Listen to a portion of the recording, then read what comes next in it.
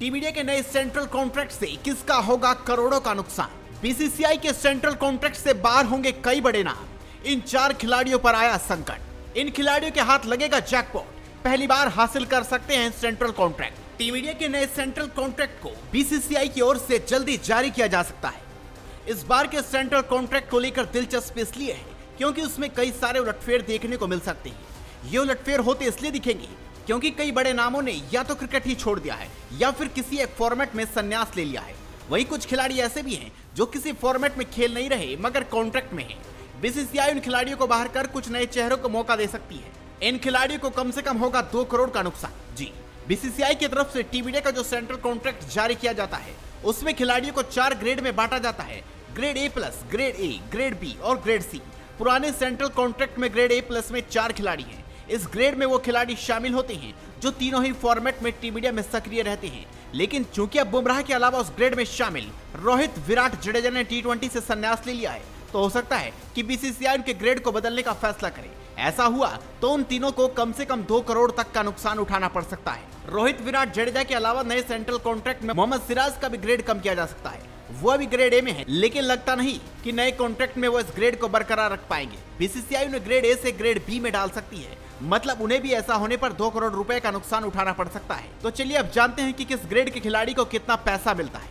Grade A+ के खिलाड़ियों को बीसीसीआई की तरफ से सालाना 7 करोड़ रुपए मिलते हैं। वहीं ग्रेड A के खिलाड़ियों को 5 करोड़ रुपए मिलते हैं। ग्रेड B में 3 करोड़ रुपए सालाना देने का प्रावधान है। वहीं ग्रेड C के खिलाड़ियों को 1 करोड़ रुपए मिलते हैं। अब अगर रोहित, विराट, जडेजा को ग्रेड A+ से ग्रेड A में डाला जाता है तो नए सेंट्रल कॉन्ट्रैक्ट के तहत उन्हें 7 की जगह 5 करोड़ ही मिलेंगे, मतलब 2 करोड़ रुपए कम। अब सवाल यह है कि नए सेंट्रल कॉन्ट्रैक्ट में किसकी लॉटरी लगेगी और किस खिलाड़ी की बत्ती बुझेगी। मतलब वो इससे बाहर होगा। जिन खिलाड़ियों को नए सेंट्रल कॉन्ट्रैक्ट से बीसीसीआई बाहर करने की सोच सकता है उनमें रजत पाटीदार, KS भरत, जितेश शर्मा, R अश्विन, आवेश खान जैसे खिलाड़ियों के नाम शामिल हैं। इनमें से अश्विन तो संन्यास ले लेने के चलते नए सालाना करार से बाहर होंगे।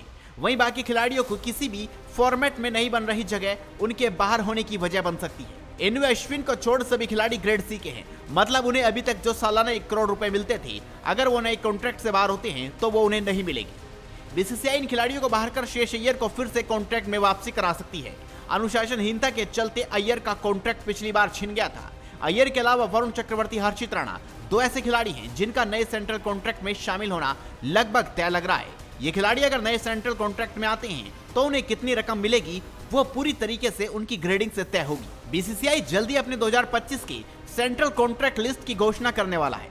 चैंपियंस ट्रॉफी 2025 के बाद खिलाड़ियों के प्रदर्शन के आकलन के कारण इस साल लिस्ट में देरी हुई। कुछ बड़े नाम जैसे आवेश खान, रजत पाटीदार और KS भरत लिस्ट से बाहर हो सकते हैं, जबकि श्रेयस अय्यर की वापसी की उम्मीद है। अंतर्राष्ट्रीय मैचों में कम भागीदारी और रविचंद्रन अश्विन की रिटायरमेंट कॉन्ट्रैक्ट लिस्ट पर इस बार असर डालेगी। पिछले साल फरवरी में जारी हुई इस सूची में इस बार कई बदलाव देखने को मिल सकते हैं। कई खिलाड़ी जो पिछले साल अनुबंधित थे इस बार बाहर हो सकते हैं, जबकि कुछ नए चेहरे भी दिखाई दे सकते हैं। तो आपका इस खबर पर क्या कुछ कहना है, हमें अपनी राय कमेंट कर जरूर बताएं। साथ ही इस खबर को शेयर करें और जुड़े रहें हेडलाइंस स्पोर्ट्स के साथ।